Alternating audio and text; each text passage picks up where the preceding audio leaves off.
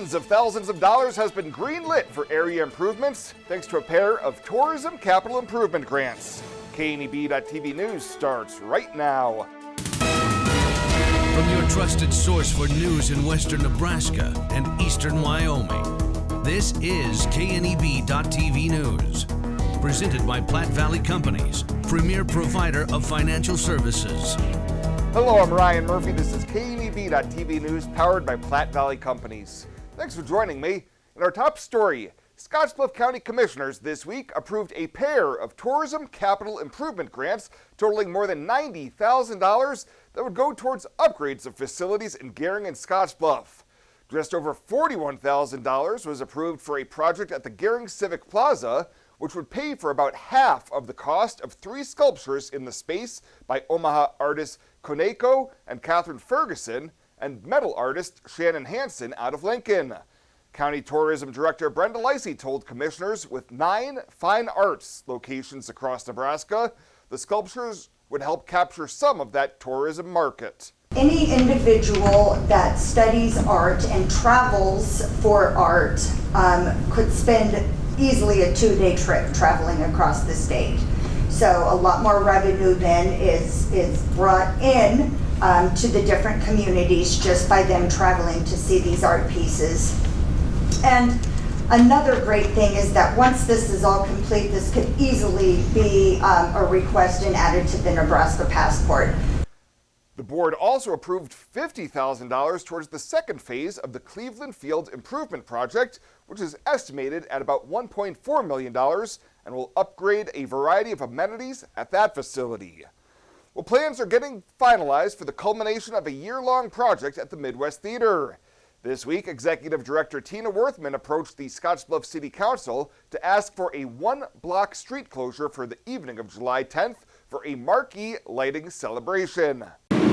So we are going to have a celebration where Broadway is closed off, hopefully, if you guys approve it, between the 17th and 18th, and have a celebration for the community to watch the lighting of the marquee. In July of 2022, crews began dismantling the marquee as part of a $776,000 project that included replacing the original 76-year-old marquee with a new one using the latest in LED technology and more weather-resistant building materials. The project also included the restoration of an original lobby mural and other changes. More information about the marquee lighting celebration will be released in the coming weeks. We'll have more news right after this. Swipe right, swipe left, endlessly searching. Finding the perfect match isn't always perfect, but it can be when it comes to finances. Nora found the perfect business loan. Jenny opened her first savings account. Grammy loves her checking account. We found a match for Wilson Farms. The Sandersons were matched with a mortgage. Regardless of your financial situation, Platte Valley Bank will match you with the perfect solution. Find your match at Platte Valley Bank. Life Care promises us that we are looked after and taken care of properly. If I didn't have Life Care, I would be probably scared to death about having enough money for when I got older or when I got sick. Moving in here was an easy decision and in fact a no-brainer. I looked at it as actually buying long-term care insurance and in retrospect a good move. One of the things that convinces me that we did the right thing is no matter what happens, we will constantly be taken care of. The whole thing is just vital because you don't have to be worried about what's ahead for you.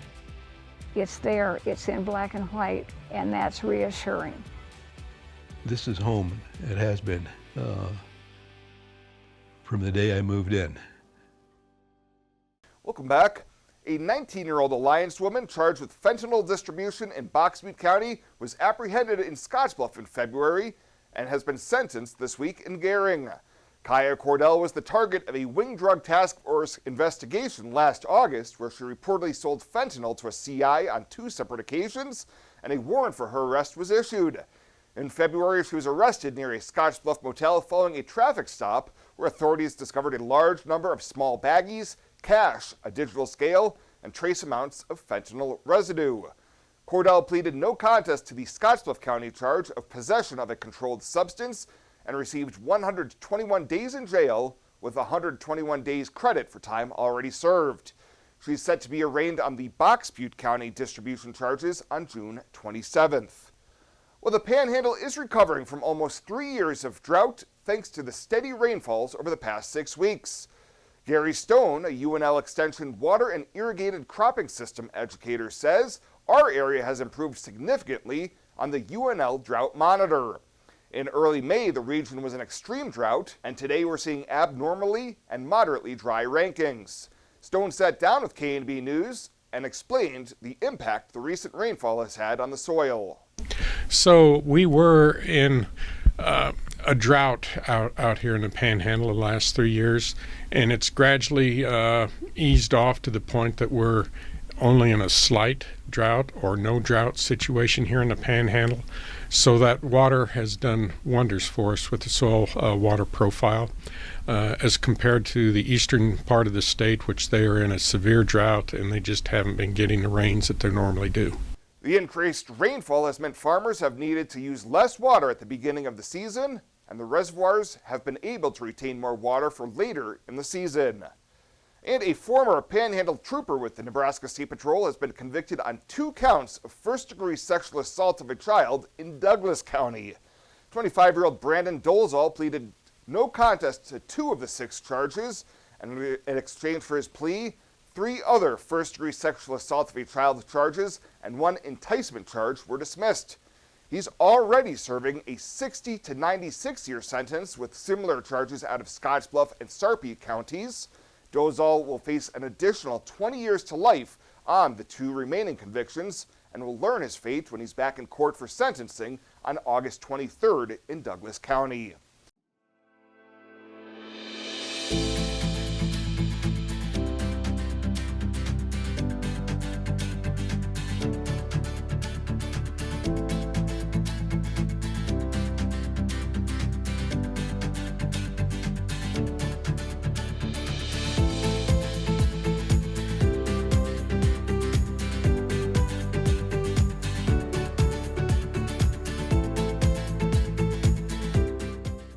Fly United Airlines, operated by SkyWest with Western Nebraska Regional Airport. United is dedicated to going the extra mile for you with daily flights to and from Denver, along with a commitment to excellent service. Reserve your flight today, and remember, United miles can be earned and redeemed with your flights.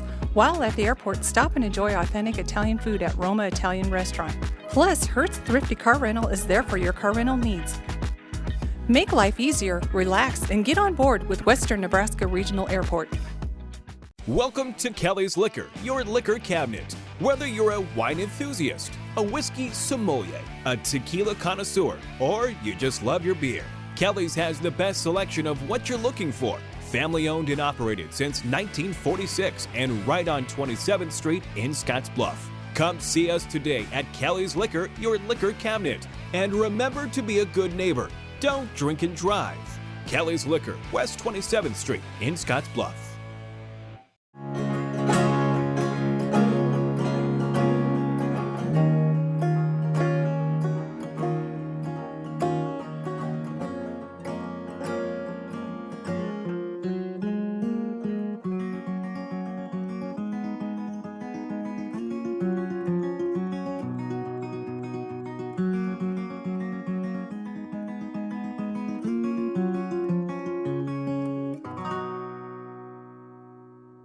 Welcome back to the FNBO Fridays in the Field, brought to you by FNBO, the Great Big Small Bank. I'm Susan Littlefield, and it is amazing what 6 weeks will do.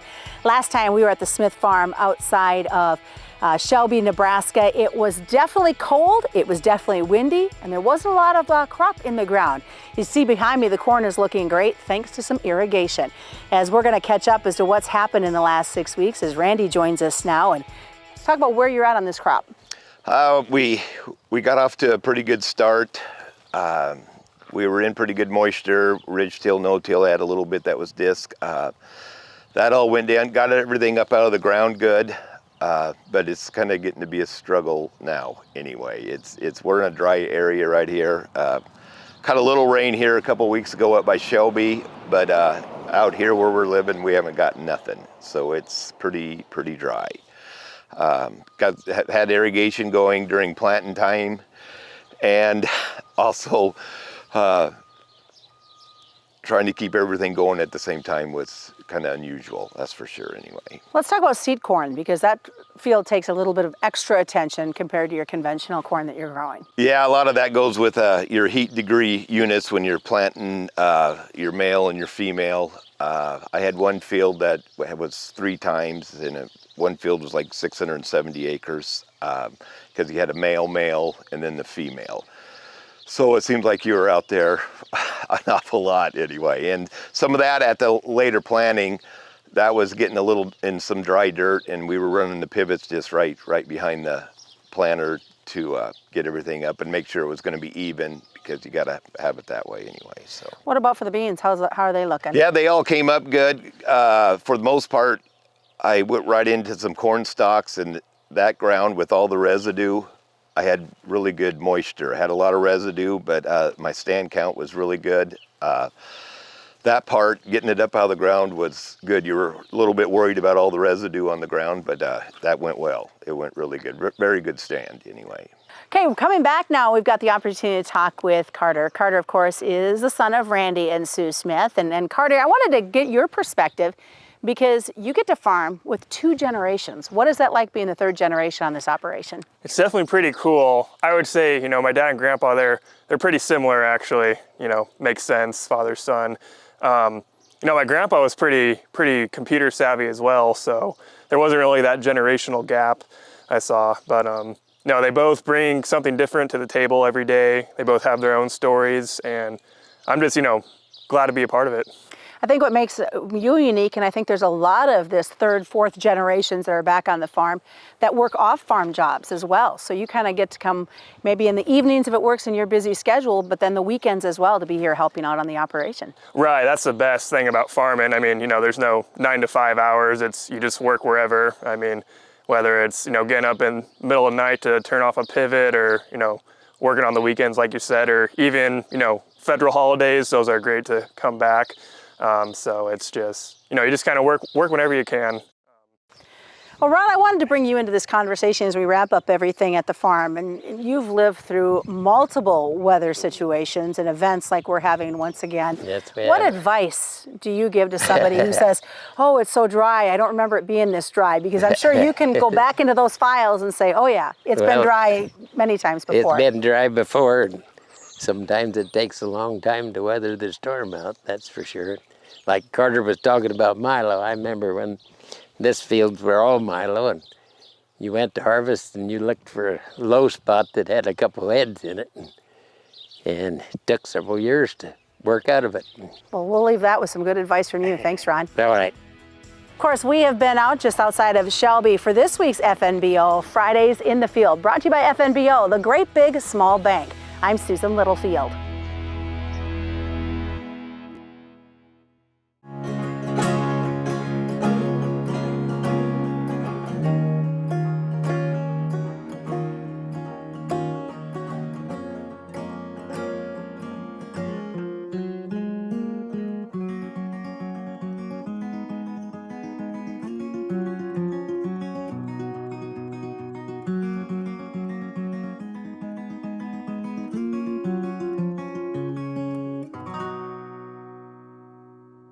Logos in Gering is the place to get all of your school spirit gear, personalized gifts, and promotional items for your business and employees, and banners for any special event. Logos is also the only place to stop for custom screen printing or embroidery. You can even design it yourself on their interactive website.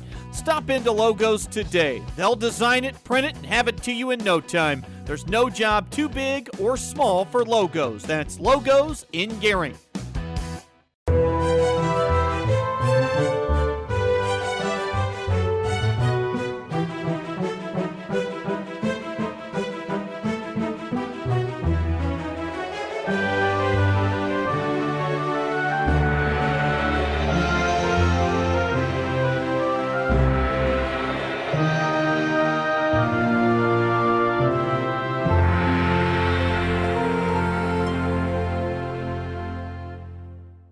Let's take a peek at your weekend community calendar, brought to you by Riverstone Bank.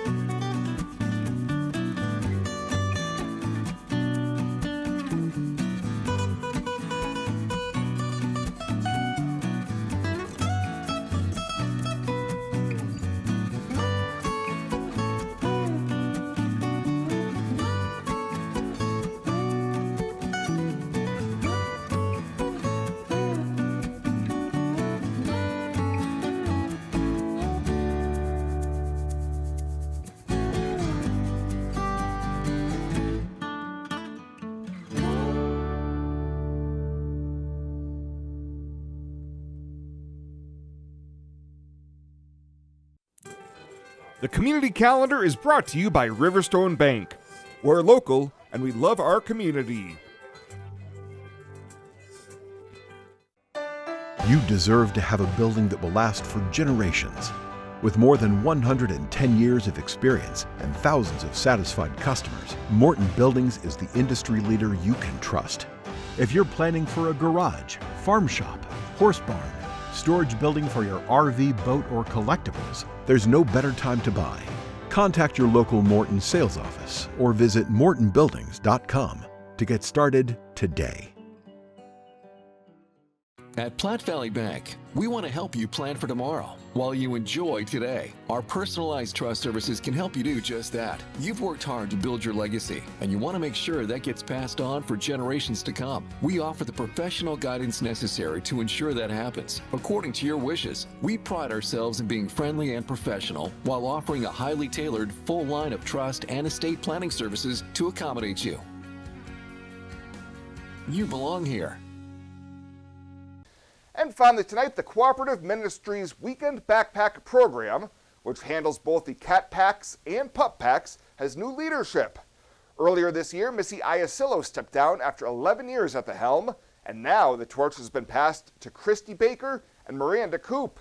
The trio recently joined Scott Miller on the KNEB News Extra program, and Iasillo says both are free to make changes if and when needed. I keep telling him this is the way we do it now. You do not have to do it this way next year. Oh, it's evolved over the years. But yeah, and just streamline some things along the way. We've already thought of a couple things just in the packing of it that might streamline things a little bit. But Christy and Miranda shared why they signed on to lead the program.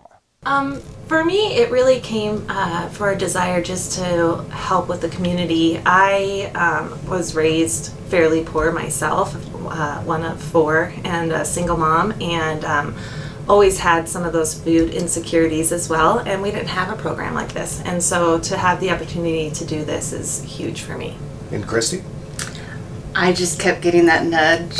I don't know, something, I just contacted her and then I was like, oh, it's not the right time, or I kept feeling like I had other things going on. I have two boys, one that's going to be a freshman in sports, and I was like, well, and then I just kept feeling like, oh, I need to do this. So I talked to Miranda and we thought, well, if we did it together, then we can both be covering if one of us needs to be activities for their kids. Inflation over the past 12 months has really put an added stress on fundraising efforts, as the program has seen rising costs for the food and an increased number of participants. Well, that does it for us this time. Thank you so much for tuning in. Have a great weekend. We'll see you back here on Monday.